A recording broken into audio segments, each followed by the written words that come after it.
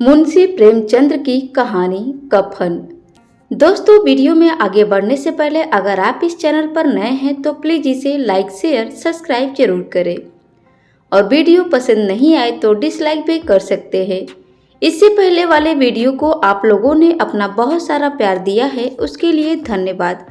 हमें उम्मीद है कि आप लोग इस वीडियो में भी अपना बहुत सारा प्यार देंगे। तो आइए फ्रेंड्स, शुरू करते हैं कहानी को। सर्दियों का समय था। एक झोपड़ी के दरवाजे पर बाप बेटा बुझी हुई आग के सामने बैठे हुए थे। झोपड़ी के अंदर बेटे की पत्नी बुधिया प्रसव के दर्द से गुजरने की वजह से कहार रही थी। कभी हल्की तो कभी जोर से उसके मुंह से चीखें निकलती थी। उसके कहारने की आवाज और चीखें सुनकर दोनों बाप बेटे का दिल सहम जाता था। बधिया के ससुर घीसू ने आधी रात तक चीखें सुनी और फिर थक कर कहा कि ये बचेगी नहीं। घीसू का बेटा और बुधिया के पति माधव ने चिढ़ते हुए जवाब दिया, मरना है तो जल्दी मरे। पिता ने कहा, अपनी पत्नी के लिए ऐसा कह रहा है जिसने अपना रात दिन इसी घर को दिया। तब दुखी आवाज में माधव बोला, मुझसे उसका इस तरह तड़पना और हाथ पांव मारना देखा नहीं जा रहा है। दोनों ही बाप बेटे काम से जी चुराते थे। बाप एक दिन काम करता तो 2 दिनों तक घर में आराम करता। उसका बेटा माधव तो और भी ज्यादा कामचोर था। 1 घंटे काम करता था और फिर 2 घंटे तक हुक्का पीता रहता। इनकी ऐसी ही हरकत की वजह से कोई इन्हें काम नहीं देता था। ऐसा नहीं था कि गांव में काम का कोई कमी थी, लेकिन घर में जब तक खाने के लाले न पड़ जाए तब तक ये काम के लिए घर से निकलते नहीं थे। पूरी झोपड़ी में 4 बर्तन और कुछ फटे हुए कपड़ों के अलावा कुछ भी नहीं था। दौलत के नाम पर यही था इनका। दोनों के सिर पर खूब कर्ज था, लेकिन संतोष इतना कि इन्हें बस एक टाइम थोड़ा खाना मिल जाए, उसके अलावा कुछ नहीं चाहिए था। दुनिया भर के ताने भी सुनते थे, लेकिन इन्हें कोई फर्क नहीं पड़ता था। इनमें इतना संतोष था कि इनके सामने साधु संतों का संतोष भी कम पड़ जाता था। जब बहुत जरूरत पड़ती थी तो बाप पेड़ से कुछ लकड़ियां तोड़ता और उसका बेटा उन्हें बेचकर कुछ पैसा ले आता था। ये पैसा जब तक इनके पास होता तब तक दोनों में से एक भी काम करने के लिए नहीं जाते थे। अगर कभी घर में खाने को कुछ न होता तो आस पड़ोस के खेतों से कभी आलू ले आते तो कभी गन्ना। आखिर गांव था भी किसानों का ही। किसी न किसी खेत में मौसम के अनुसार कुछ न कुछ मिल ही जाता था। इसी तरह से घीसू ने अपनी जिंदगी के 60 साल काट लिए थे। आज भी बाहर आग के पास बैठकर किसी के खेत से लाए हुए आलू को भूनकर दोनों बाप बेटे खा रहे थे और बुधिया अंदर दर्द में तड़प रही थी। माधव की बुधिया से कुछ साल पहले ही शादी हुई थी। उसने घर को अच्छे से संभाल लिया, लेकिन माधव और घीसू और भी कामचोर हो गए थे। अभी दोनों के मन में था कि बुधिया जल्दी से दुनिया से चली जाए और वो आराम कर सके। आग में भुना हुआ आलू छीलते हुए घीसू ने अपने बेटे से कहा कि अपनी पत्नी को अंदर देखकर आ जाओ। कुछ हो गया तो पैसा भी नहीं है कोई काम करवाने के लिए। घीसू के बेटे ने अंदर जान से इनकार कर दिया। उसे डर था कि कहीं उसका पिता सारे आलू न खा जाए। वो बोला कि मुझे डर लगता है, आप ही अंदर जाकर क्यों नहीं देख लेते हैं। माधव के पिता घीसू ने जवाब दिया, कैसा डर, मैं बैठा हूँ यहाँ। तुझे पता है जब मेरी माँ बीमार हुई थी मैं उसके पास 3 दिन तक बैठा था। अगर मैं अंदर जाता हूँ तो उसे शर्म आ जाएगी। जवाब में माधव ने कहा, बच्चा हो गया मेरे सामने तो क्या करेंगे, पटक पाएंगे। हमारे घर तो कुछ सामान भी नहीं है। माधव बोला, बच्चा आए तो सही एक बार, घर में भी सारा जरूरी सामान आ जाएगा, भगवान सब संभाल लेंगे।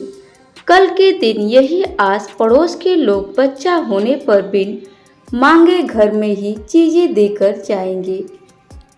वैसे घीसू के गांव के मेहनती किसानों की भी हालत कुछ अच्छी नहीं थी। सिर्फ वो लोग ही पैसे वाले थे जो किसानों को दबाते या उनका हक मारते थे।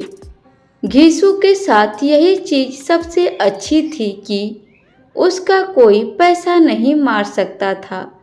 वो न तो रात दिन मेहनत करके पैसा कमाता था और न ही अपना फायदा किसी को उठाने देता था। कोई काम देने आ भी जाए कभी तो दिन 4 गुना ज़्यादा मजदूरी की रकम बता देता था। घीसू को इसी बात की तसल्ली थी कि वो दूसरों की तरह रात दिन मेहनत करके भी फटे हाल में नहीं रहता था। वो तो मेहनत करता ही नहीं था और अपनी जिंदगी को मजे से जीता था। उसके पास के लोग मुखिया या गांव का दूसरा ओहदा हासिल कर चुके थे, लेकिन वो गरीब का गरीब ही रहा। इस बात के लिए गांव के लोग उसे कोसते थे, पर मजाल है कि घीसू को कोई देर के लिए भी बुरा लगे। घीसू और माधव को भूख इतनी लगी थी कि वो गर्म गर्म आलू खाकर अपनी जीभ जला रहे थे। आंखों से आंसू निकल रहे थे, लेकिन पेट की आग बुझाने के लिए वो गर्म गर्म आलू को निगलकर उसकी आग को पेट तक पहुंचा देते।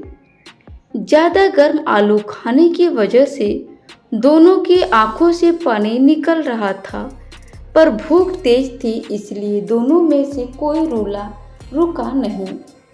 आलू खाते हुए ही घीसू को 20 साल पहले निकली ठाकुर की बारात में मिली दावत याद आ गई। उस दावत में जिस तरह से पेट भरकर घी में तली हुई पुड़िया, कचौड़ियाँ और दूसरे व्यंजन खाने को मिली थी, वैसे दोबारा कभी नहीं मिली। यह सब सोचकर घीसू मुस्कुराया। तब तक आग में भुने हुए आलू खत्म हो चुके थे। अब घीसू और उसके बेटे ने हाथ धोया और दोनों सो गए। उधर बुधिया अभी भी दर्द से कराह ही रही थी। रात भर अच्छे से सोने के बाद जैसे ही माधव की नींद खुली तो सबसे पहले अपनी पत्नी को देखने के लिए गया, लेकिन तब तक उसका शरीर ठंडा हो चुका था। उसके पेट में बच्चे के मरने की वजह से बुधिया की मौत हो गई थी। माधव भागते हुए अपने पिता के पास गया और उसे बुधिया का हाल सुनाया। यह बताते हुए माधव जोर जोर से रोने लगा और उसका हाथ साथ देते हुए घीसू भी हाय हाय करते हुए अपनी छाती पीटता तो कभी सिर के बाल नोचता। इतना शोर सुनकर आस पड़ोस के लोग दौड़ते हुए आ गए। सबने बुधिया की मौत पर शोक जताया और चले गए। अब माधव और घीसू रोने पर ज़्यादा वक्त बर्बाद नहीं कर सकते थे, क्योंकि उन्हें कफन और लकड़ी का इंतजाम करना था। घर में तो इतने पैसे थे नहीं कि इन्हें खरीदा जा सके। पूरा घर टटोलने पर भी दोनों को एक पैसा नहीं मिला। थक हार कर दोनों रोते रोते गांव के जमींदार के पास पहुंच गए। जमींदार को दोनों काम चोरी की वजह से बिल्कुल पसंद नहीं थे, लेकिन वो दयावान था। उसने सोचा कि अभी गुस्सा दिखाने का समय नहीं है, इसीलिए जल्दी से जेब से 2 रुपये निकालकर उन्हें दे दिए। अब जमींदार ने पैसे दिए हैं। यह सुनकर गांव के बड़े बड़े लोग भी मदद करने से मना नहीं कर पाए। सबने घीसू को कुछ न कुछ दे दिया। घंटे भर में घीसू के 5 रुपये अनाज, लकड़ी व अन्य जरूरी सामान जमा हो गया था। बस अब जरूरत की थी तो कफन की। दोपहर का समय था। दोनों बाप बेटे कफन खरीदने के लिए 5 रुपये लेकर बाजार चले गए। घीसू ने बाजार पहुंचकर कहा, लकड़ी तो मिल गई है, तो अब एक हल्का सा कफन खरीद लेते हैं। अच्छा खरीद कर भी क्या करेंगे, उसे तो जलाना ही है। अब दोनों सस्ता और हल्का सा कफन खरीदने के लिए एक दुकान से दूसरी दुकान जाने लगे, लेकिन उन्हें सस्ता कुछ भी नहीं लगा। तभी माधव ने कहा, कैसा रिवाज है, जिस औरत को जिंदा रहते हुए अच्छे अच्छे कपड़े के लिए नहीं मिले, उसे मरने पर नया कफन ओढ़ना होगा। ये 5 रुपये पहले मिलते तो अच्छे से दवाई कर लेते, शायद आज वो जिंदा होती। सूती, रेशमी, हर तरह का कफन दोनों बाप बेटे देख चुके थे। दोपहर से शाम हो चुकी थी, लेकिन दोनों को कुछ भाया नहीं। तभी उन्हें पास में ही एक मैखाना दिखा। दोनों वहां गए और पहले एक बोतल ली। उसके बाद खाने के लिए चटनी, मछली और तमाम चीजें मंगाई। दोनों ने आज खुलकर खाया। इतना खाया कि 2 रुपये खत्म हो गए।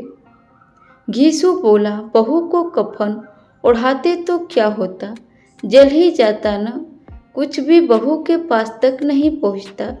लेकिन आज इतना खा लिया है कि मन तृप्त हो गया, उससे हमारी दुआएं लगेगी। बड़े लोगों के पास खूब पैसा हो तो वो नए कफन में फूंकते हैं।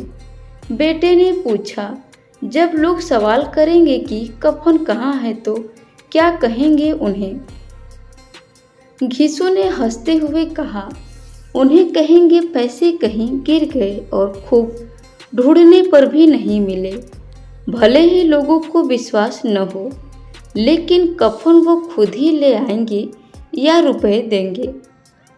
अपने पिता की इस बात पर माधव भी जोर जोर से हंसने लगा और फिर बोला कि बहुत अच्छी थी बुधिया, जाते जाते हमें खूब खिला गई, उसी स्वर्ग में ही जगह मिलेगी। अब बचे हुए पैसों से घीसू ने और पूड़ियाँ मंगवाई और साथ में अचार भी।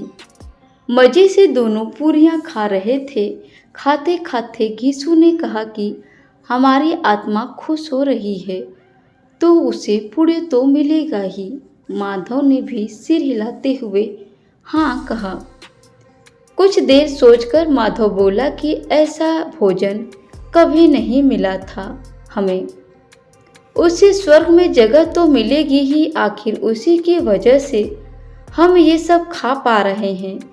फिर माधव ने कहा कि क्या हम लोग भी एक दिन स्वर्ग जाएंगे? माधव के इस मासूम सवाल का घीसू ने कोई जवाब नहीं दिया और कहा कि चुपचाप से खाना खाओ। वो इस वक्त ऐसी बातें करके अपना आनंद कम नहीं करना चाह रहा था। फिर माधव ने पूछा, अगर बुधिया स्वर्ग में हमसे पूछेगी कि मेरे लिए कफन क्यों नहीं लाए तो हम क्या जवाब देंगे? घीसू पूछने लगा, तुझे किसने कह दिया कि उसे कफन नहीं मिलेगा? बिल्कुल मिलेगा और बहुत अच्छा मिलेगा। कौन देगा? सारा पैसा तो हम खा गए। नाराज होते हुए माधव ने कहा। जवाब में घीसू बोला, वही देंगे जिन्होंने इतना कुछ दिया है। बस इस बार पैसा हमारे हाथ नहीं लगेगा, लेकिन कफन जरूर आएगा। माधव जोर जोर से रोते हुए कहने लगा, स्वर्ग की रानी बनेगी मेरी पत्नी, उसने बहुत दुख झेला है यहाँ। पिता ने उसे चुप कराने की कोशिश की और कहा, रो मत, वो दुनिया के दुख से दूर चली गई। अब दोनों खड़े होकर गाना गाने लगे, नाचने लगे। सब उन्हें देख रहे थे लेकिन उन्हें किसी से कोई फर्क नहीं पड़ रहा था। नशे में चूर बाप बेटे नैना झमकावे गाते गाते उसी जगह पर गिर गए। इस कहानी से हमें सीख मिलती है कि इंसान को कामचोरी नहीं करनी चाहिए, वरना जीवन को चलाना मुश्किल हो जाता है। साथ ही ज़्यादा संतोषी होना से जीवन में आगे बढ़ने की चाह भी खत्म हो जाती है। दोस्तों, आपको हमारी यह वीडियो कैसी लगी कमेंट में ज़रूर बताएं। वीडियो अच्छी लगी हो तो प्लीज़ इसे लाइक शेयर सब्सक्राइब जरूर करें।